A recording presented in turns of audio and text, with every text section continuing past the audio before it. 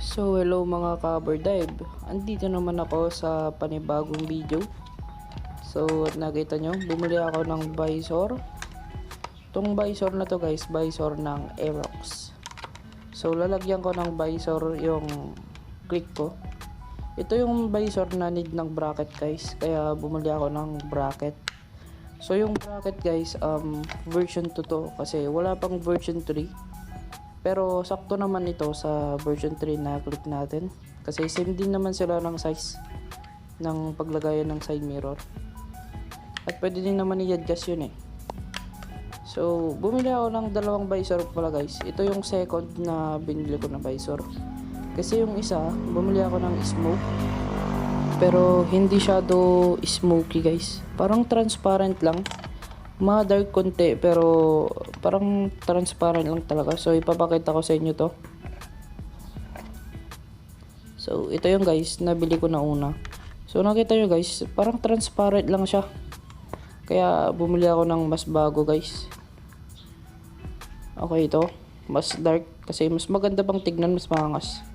So ito yung click natin. Yung concept ko kasi guys, big bike concept. So pag nakita nyo, maganda naman tignan pero mas prepare ko na may visor talaga guys. Iba kasi yung trip ko eh, big bike talaga na concept. So pagpasensyan nyo nya guys sa paligid, hindi pa ako napaglinis eh. So ngayon, ikakabit na natin, assemble na natin tong visor natin dito sa bracket. Siyempre tanggalin natin yung nasa taas. So by the way guys, yung lock dito, yung nakita nyo dyan, lock. Need yung bumili kasi walang previous to guys. Meron yung mga visor na may previous visor plus bracket. Meron kasi itong binili ko guys, individual kasi itong napabili ko. Binili ko tong bracket tapos in order ko tong visor. So mabibili din sa mga to sa Shopee, Lazada tong bracket. Pero binili ko tong bracket guys. So wala akong ibang tools kaya gumamit na lang ako ng plies. So ayan, fast forward na lang natin.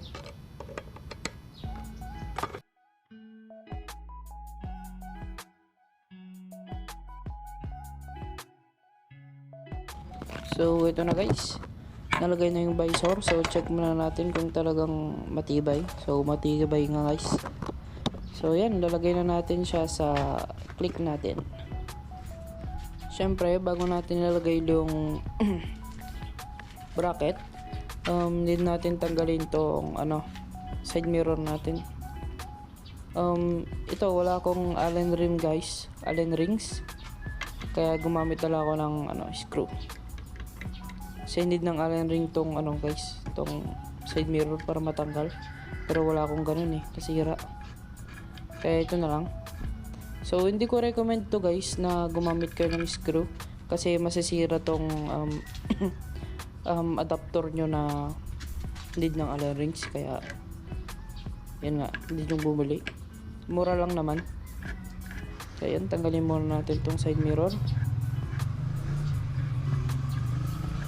So yan, pagkatapos tanggalin, ilagay na natin yung visor natin guys.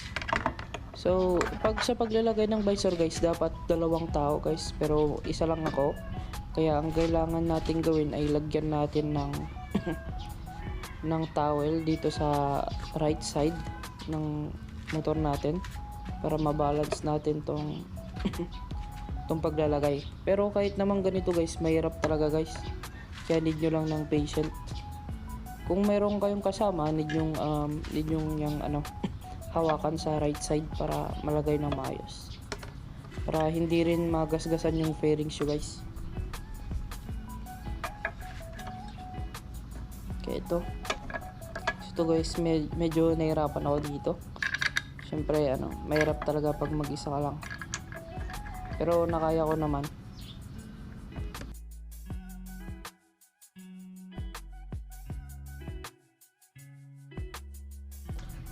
So yan, pag nalagay na yung sa kabila, tanggalin na natin tong towel dito or jacket. So ito, huwag muna natin syadong higpitan dito sa left side kasi dito talaga papantay pag masyadong maigpit. Kaya need yung Need yung walwalang konti. So yan, minawalwalan ko konti. So yan, nagsakto na guys. So hindi na natin ilagay yung side mirror.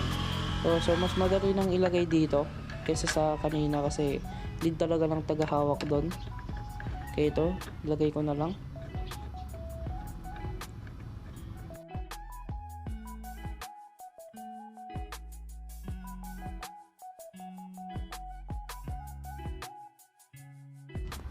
So ayan guys, nalagay na natin tong visor. So hindi na lang natin tansya-tansya yung yung side mirror natin para makita. So ilagay na natin tong cover ng sa harap ng visor kasi ayaw natin makita tong butas-butas diyan. So ayan.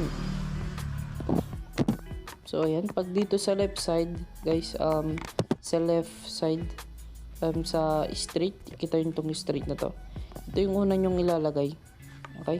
Yan. Lagay nyo una dyan. Tapos, wait lang. Nahirapan ako Okay, dyan sa right. Tapos, lagay na lang ganyan. Okay? So, ayan. Tapos na. So, ito yung guys, side view. Ayan. Ito naman sa likod. So maganda siya guys. Kung gusto niyo tong visor na to guys, order kayo sa Shopee or Lazada. Meron ditong bracket sa Lazada, Shopee, nakita guys.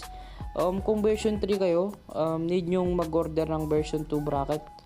Kung may version 3 na bracket na, orderin nyo na guys. Basta wag kayo mag-order ng ibang bracket, yung version 1 gano'n. Hindi pwede yung guys kasi hindi sasakto tong bracket nyo dito sa lagayan ng side mirror.